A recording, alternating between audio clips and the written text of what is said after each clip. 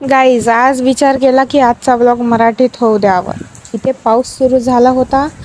हे बघा गाईज, काही वेळानं हा गड्डा पण भरणार. आणि माझ्या घरी कोणी यायचं राहिलं तर माझ्या घराजवळचे पण लोक सांगते ते गड्ड्यातलं घर आहे म्हणून.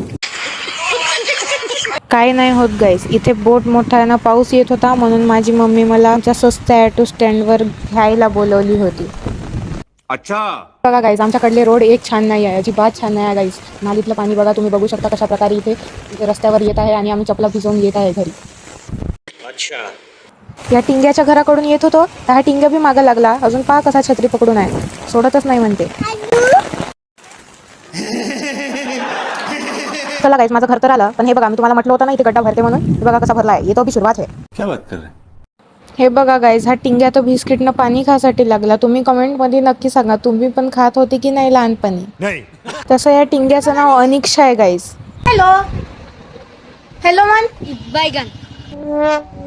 हे बघा गाईज, मग मी मस्त तळले कलरफुल पापड आणि बनवला आंब्याचा रस. खाओ माँ कसम.